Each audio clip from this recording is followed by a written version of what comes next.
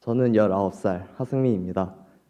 저는 꿈이 하나 있습니다. 그것은 이 사회의 누구도 묻히지 않고 그들의 색깔대로 빛날 수 있는 사회를 만드는 것입니다. 이러한 저의 원대한 꿈은 저로 하여금 이 사회에 존재하는 많은 갈등에 대해서 관심을 갖게 만들었습니다.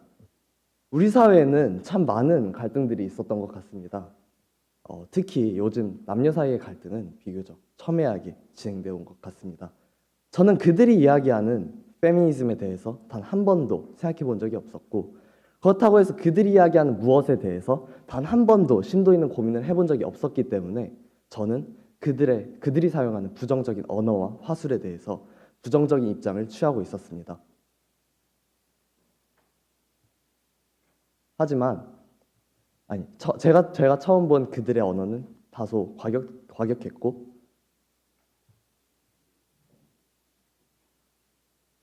세상을 이분법으로만 쳐다보는 것 같아 저의 큰 반감을 샀습니다.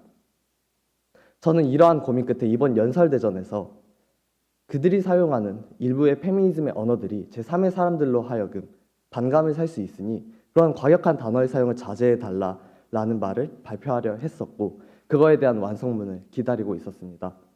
불과 2일 전까지만 해도 저는 제가 오랫동안 생각해 오던 것에 대해 발표할 수 있을 줄 알고 저 자신에 대한 신뢰를, 그리고 저 자신에 대한 자신감을 갖고 있었습니다. 하지만 그 확신은 오히려 저에게 확실한 불신이 되어 저를 혼란스럽게 했습니다. 저는 그 글의 단계에서 많은 사람들과 이야기를 나누었습니다. 분명히 저는 이 글에 대해서 제 글이 인정받을 수 있을 거라 생각했습니다. 하지만 그렇지 않았습니다. 저는 제가 생각지 못한 단어 하나하나에서 그들에 대한 비판을 받았고, 심지어는 글 주제 자체를 다시 써야 한다는 지적까지도 받았습니다. 저는 그때 생각했습니다. 이게 왜 틀렸다는 거지? 라는 생각과 함께 그 감정에 휩쓸려 그냥 이 연설대전을 포기해야만 하는 것일까? 라는 생각이 깊게 저를 파고들었습니다. 제 글엔 이런 말이 있었습니다. 강간의 피해자들을 진실로 연민한다면 시선 강간이라는 단어를 사용하지 말아달라. 그걸 본 혜연쌤께서 이렇게 말씀하셨습니다.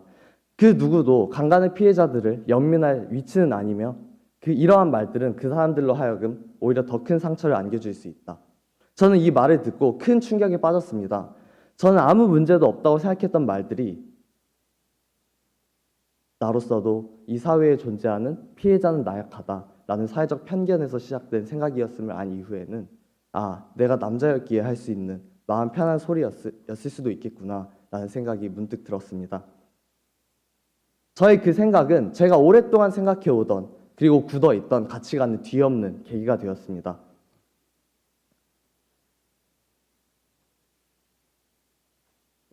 죄송합니다.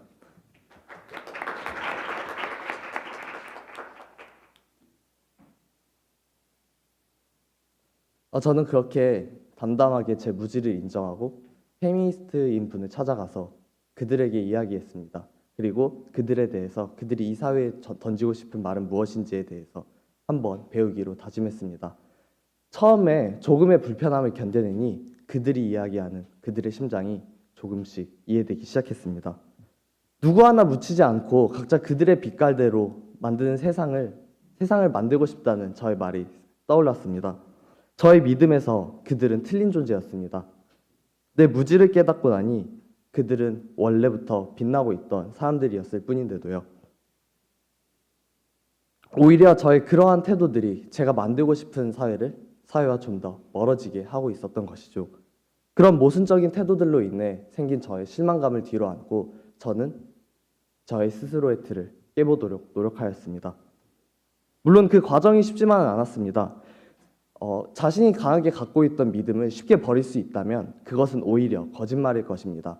버려진 제 2일 전의 원고처럼 분명히 포기해야 할 것이 존재하기 때문입니다. 기존 원고를 버리고 저는 훨씬 바쁜 이튿날을 보냈습니다. 하지만 저는 후회하지 않습니다. 누군가 저의 말을 듣고 상처받을 수 있는 걸 알면서도 저의 말을 이어갔다면, 하지만 그 이유가 연설대전의 예선이 얼마 남지 않았다는 거였다면 저는 지금 이 자리에서 이렇게 당당하게 여러분 앞에서 이야기할 수 없었을 것입니다. 페미니즘에 대한 부정적 인식을 깨고 그리고 깨려고 노력하여 저는 이 자리에 설 수 있었습니다.